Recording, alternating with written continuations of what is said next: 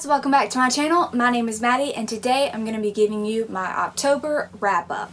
Now this month I read a total of 11 books and I'm just going to be showing you guys all of the books that I read in the month of October. First, I read Stronger Than You Know by Jolene Perry. This is a story about a young teenage girl who was rescued from her abusive home and sent to live in foster care with her aunt and uncle and their family. And this story is all about the main character just coping with what's been done to her, and it's really just a beautiful story about a survivor. If you are interested, I do have a full review video on my channel, so I will link it in the description below if you're interested in knowing more of my thoughts on this book. Next, I read If He Had Been With Me by Laura Nolan, and this is a beautiful, beautiful book about family and friendship. It follows the story of this teenage girl and boy, and they have always grown up together. They've always been best friends until high school, when they separate into different friend groups and they really just start to grow apart, except for the fact that their moms are best friends and they're basically like family. So they eat dinner every week, they spend holidays together, they're over at each other's houses all the time, but their high school friend groups have no idea that they're friends with each other. Then at home, they're basically family, and this book is all about their friendship, how they fell apart, and what they can do to fix it. It's a beautiful story about love, friendship, family, and I really enjoyed it. I also have a full review video up on my channel if you're interested in knowing more of my thoughts on this book. It will also be linked in the description below. Next, I listened to the Red Queen audiobook by Victoria Aveyard. This is a dystopian fantasy story set in a world where some humans have evolved to where they now have special superhero-like powers, and they are referred to as the Silvers because they have silver blood. Those who have not evolved, who don't have powers, are referred to as the Reds because they have red blood. And the story follows a young teenage girl who is a Red. However, one day she discovers that the power dynamics of this world may not be as they appear. She is thrust into a world of politics and political scandals and rebellion. It was just a really fun, quick, easy read. Now, with this book, there's usually two groups of people. There's those who love the book and those who hate it.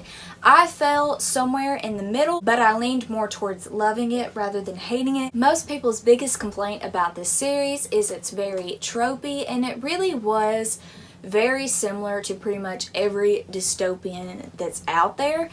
But I did think it was creative enough and unique enough to very much be its own thing, so I didn't really have an issue with that. Next, I read The Truth About Forever by Sarah Dessen. I own many Sarah Dessen books, but this is the first one that I've ever picked up and read, and I really loved it. This story follows a teenage girl whose dad recently passed away to a heart attack, and tragically she witnessed his death, and this book is all about her grieving and trying to cope with her loss. It's about how her family dynamics have changed since her dad's passing, and basically she makes it her life mission to be the perfect daughter for her mother because her mother is very much a perfectionist and a workaholic, and she just wants to be able to please her grieving mother. But the story really kicks off when the main character discovers a new friend group and they kind of pull her out of her shell, and she really begins to discover herself and who she really wants to be, who she really is. But in order for her to do that, she must choose between being herself or living to please others. Next, in the month of October, I participated in the Spookathon Readathon, and I ended up reading and completing 4 books of the week of Spookathon. I do have a wrap-up video for Spookathon, so it will be linked in the description below if you want to know more of my thoughts, but I'm just going to give you a quick overview of all the books that I read for Spookathon. First, I read Spill Zone by Scott Westerfeld and Alex Puvlin, and this was my first graphic novel that I've ever read, and I ended up really enjoying it. It's inspired by Chernobyl. It's all about this toxic spill zone after the local nuclear power plant had a spill, and there's all these creepy elements in the town now, and it's really mysterious, and there's all these different creatures, and it's just a really spooky, fun YA graphic novel series. I had a lot of fun reading it. Next, I read Stalking Jack the Ripper by Kerri Maniscalco. This is a story following a teenage girl in the late 1800s, I believe, during the events of the Jack the Ripper murders, and the main character really wants to break out of the female mold that society has put on women. Typically, women in those days were just housewives, and they weren't really allowed to be whatever they wished to be. However, the main character wants to be a forensic scientist, and she is an apprentice to her uncle, who is a forensic scientist, and together with her uncle and some of her other companions, they investigate the murders by Jack the Ripper. Next, I finished Dreams of Gods and Monsters by Laini Taylor. This is the third and final book in the Daughter of Smoke and Bone trilogy. I don't want to tell you anything about the synopsis of this trilogy because pretty much anything you hear about this trilogy is a spoiler, so I don't want to spoil anything for you, but I will say it's like an apocalyptic read, so if that's something that you're interested in, you should totally check out this series. I really enjoyed it. The second and third book started out very slow for me, but the endings were really, truly amazing, and I was totally wowed by them. And lastly, for this readathon, I read The Storm Runner by J.C. Cervantes, and this is a middle grade story inspired by Maya mythology.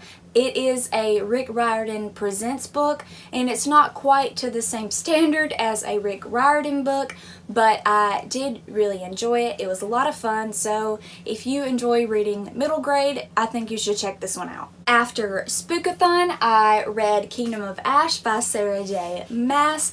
I actually listened to the audiobook for this one because my copy came in the mail late. If you don't know, this is the last book in the Throne of Glass series, which is one of my favorite series of all time, and I had to read it as soon as possible, so I listened to the audiobook because my copy was late.